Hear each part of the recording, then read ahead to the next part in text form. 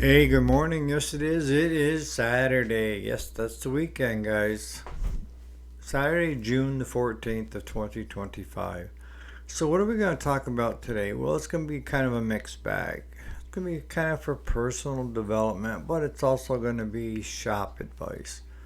So, if you're into both, stay tuned.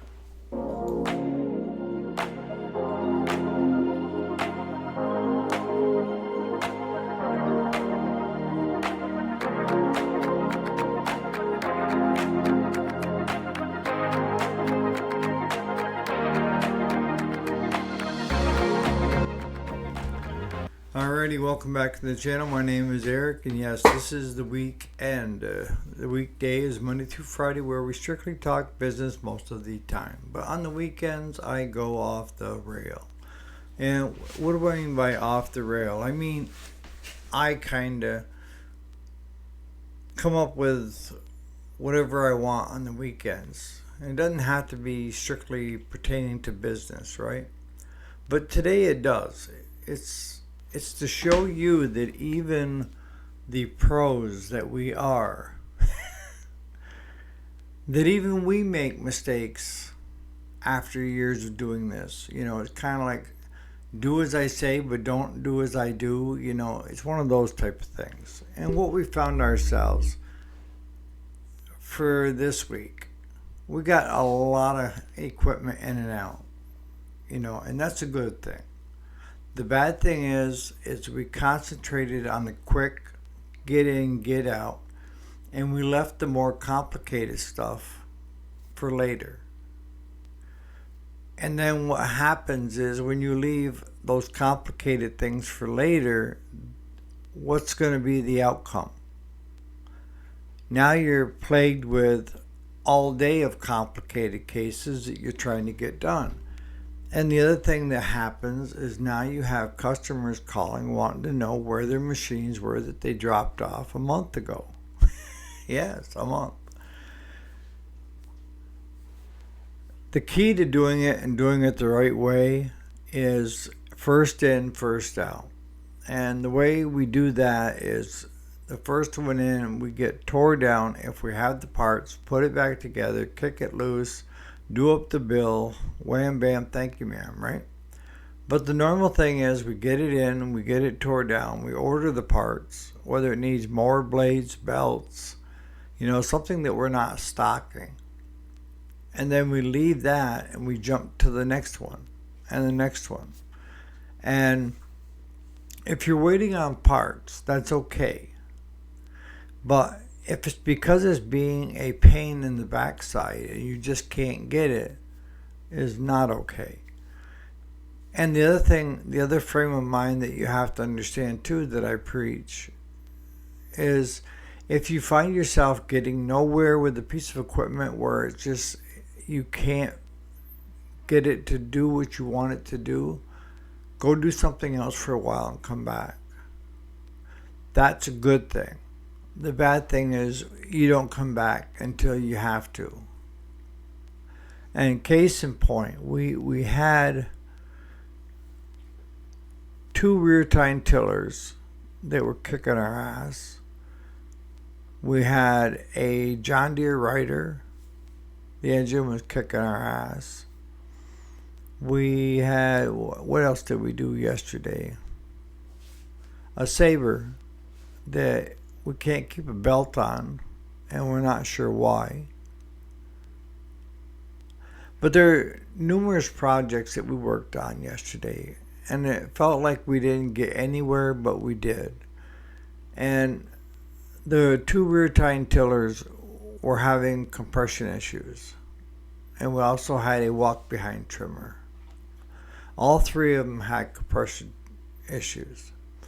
And the one rear tine tiller we had swapped out and put a Predator engine on it 7 years ago. So the guys had a good run. But after a while, your valves get out of whack and you start losing compression. It's harder to start. Next thing you know, you're using carb cleaner to start it, and instead of just checking the valves. And with the Predators, what I can tell you is there's no rocket scientist to it. a lot of it just takes adjusting a little bit, pulling, adjusting a little bit, pulling. The feeler gauges just are not working on the Predators. And they will run on 50, 60 psi, where your conventional engines won't. All right. First one, and it's still kicking our ass because the customer got a hold of me yesterday afternoon after the shop was closed and wanted to know how we were coming with his tiller because he really liked to till up his garden. And the problem was, is Claude had worked on it. He had spent at least 4 hours on it. And he couldn't get the pressure, the PSI up, compression up. And what had happened is you have your valves, and then you have your push rods, and then on the end of the valves on the spring there should be a clip, that sits on top of that spring. Well, he had lost that, but then he was thinking it wasn't there to start with, which I don't know why. But so he worked for 3.5, 4 hours on it, and finally he just said the owner's going to have to get a new engine, and he went on to something else, tractor, I think. But when we went to move the seat that he was sitting on, there was that button that goes on top of the spring. So he put the button back on and adjusted the valves, and now it's up to over 100 psi. And it fired quick on carb cleaner, so it's going to run, right? But the carburetor and the fuel tank was very full of water. It wasn't good gas. So we drained that. And we didn't have any gas in the shop to put in it. So we went on to the next, which was the other tiller, the Predator. And we adjusted the valves on that, got that running, buttoned up. That's done. The walk behind trimmer, I did the same thing. I adjusted the valves on it, got the PSI up, started just like that. Got that back to the customer yesterday after they called wanting to know how we were coming with theirs. We had one customer bring in 3 generators and a weed trimmer, a handheld. And the handheld, they had put straight gas in instead of mix. And it wasn't a 4-stroke, it's a 2-stroke. So I emptied the gas out and put in fresh, but I needed to pull the carburetor. The primer bulb was already full of water and straight gas. And we didn't get back to that. So that's still in pieces. The John Deere, we took, and the guy brought it in and said he couldn't get it to start. Well, we turned it over and it didn't act like it had any compression. So we pulled the valve covers off, turned it over again, and the valves weren't even moving. So pulled the engine on it, flipped it upside down, popped it apart. Timing gear had just shattered into 3 or 4 pieces. What caused it? Don't know. Got it all cleaned up, new timing gear, new gasket, put everything back in place where it needed to be, bolted it up, put it back on the machine, and it won't start. It won't even attempt to start. Actually, it backfires, like it's out of time. And I don't know if you guys that have never done it, but when you replace the timing gear, there's marks on it. And you put the marks so that they're facing each other. The one on the timing gear itself and the one on the slot where it goes into. So those were all lined up. So we figured, well, it's got to be a keyway. So we popped the top off, look at the keyway and the flywheel, and that looks good. The flywheel hasn't moved. So Claude finally, after spending 4 or 5 hours on that, decided to say uncle on that and tell the customer they need a new engine. It's not going to work. The one customer that brought in the 3 generators, one was an old green Homelight, all steel tank, steel everything. And it's probably as old as I am. But the guy wanted to get it running. Well, it only had 42, 43 PSI for compression. We sprayed in some PB Blaster on the pistons to kind of, because we've had numerous times of where something is sat for, a year or two. If you do that, if you're not getting much compression, spray in a little bit of PB Blaster. And time is on your side. If you can let it just sit for 3 or 4 days and then pull it over, give it a couple more shots and let it sit for another 3 or 4 days. A lot of times what we find is that the rings become elastic again, and then we start building compression. And if we start seeing compression going up, we continue doing it, right? But that one didn't want to keep coming up. The second one, the generator, has to be probably 20 years old. I got that one running for him.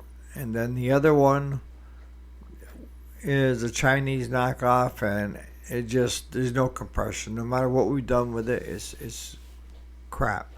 The sad thing is that you still have to bill the customer, and the customer usually isn't very happy when they get something back and you tell them it's non-fixable, but this is the bill on it. And that's what I'm going to have to do with the guy with the John Deere is we put a new timing gear in and reset all the valves, everything, and we still can't get it to run. But I still have to bill him. I can't bill him the actual time I have in it or Claude has in it, because that would be a stupid number. Any of you guys, including you, Jason, that might have an idea of what's going on with that. I told Claude, why not pop the flywheel that maybe underneath the key is bent and on top looks straight, but he said that it's not possible, that either it moves a little bit or it doesn't. So, but you still have to recoup your time that you've spent on it. So what we ended up doing is, yesterday, even though we got some things done, we didn't get a lot done, or accomplished, I should say, in the end. And that's how your shop is going to feel some days. And that's how life is sometimes too, right? You take the harder things, the more complicated things, and you say, I'm not doing it today, and you put it off till tomorrow, right? Well, eventually tomorrow comes and kicks your ass. It's like, not doing the laundry and letting it build up, or not washing any dishes or utensils, and you finally get to the point of where you don't have any plates or any forks and knives to eat with. Been there, done that. Instead of doing it right along where it's not so bad, we let them ride until they get to a point of where it's a chore to have to do them. And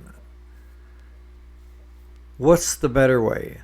The better way is if you can keep them in with the easy stuff so that you feel like you've accomplished something during the day. Are there going to be days where you just wish you could go hide somewhere? Absolutely. We all have them. And all shops have them. Of where we spend a lot of time on something, but we can't actually charge for the actual time we spent on it. Because if we did, the way I do it in my shop is I look at, if it was my piece of equipment, how would I react with the bill given to me? And usually if my reaction is okay, then it's going to be good with the customer. But if it's, oh my Jesus, we have to rethink it. And that John Deere with the timing gear and everything, we probably got 7 hours on that. And it's hard to tell a customer after all that work that they're still in the same place they started. That engine just isn't going to work. We've got to go a different route unless one of you guys got an idea. because we kind of clocked out on Friday with enough's enough. But for you guys that are just getting started, you're going to have these days. And I tell you, there's been weeks I've seen happen like that where you're hitting your head up against a wall. And the worst thing you can do is try to clear the yard with the easiest stuff and leave the hardest stuff for last. Because those customers are going to start bitching and complaining. I've got one that their six-wheeler and their tractor is still in my shop, and we picked them up in March. The one Chinese outfit sent the wrong stator, so I'm still waiting on the right stator to be sent. It says it's in the mail, but I don't see a whole lot of tracking. The tractor, we got it running, but we just need to build the brackets and put the alternator in there so that we can have it charging and get it back. Those are two good paydays, but we need to get them cleared from the shop, and I have to get back with her again this morning. See, that's the problem, is when you have customers that have a way to contact you out of the shop, they're going to bother you when you're downtime. And my tendency is I just don't answer. And that is, after I leave the shop, I'm not really interested in continuing what's going on in the shop. And yesterday I did. I got a message from a friend, which I make all my customers friends, want to know how his tiller was coming. So I thought Claude had left it with all it needed was just fuel. So at 5:30 last night, I went down, I put fuel in it, and trying to crank on that thing. And I don't know, he's going to have to back the compression down some because you just can't pull it. Something's not right. So I had to tell the customer, you're going to have to wait till Monday until I can get Claude back on it again. But normally I don't even do that. And the customer with the six-wheeler and the tractor, she tried calling me through Facebook, and I wouldn't pick up because I try to distance shop from the house. When I'm at the house and I'm trying to wind down from the day, I don't need interruptions where it's more and more. And there were two of them right off the bat yesterday.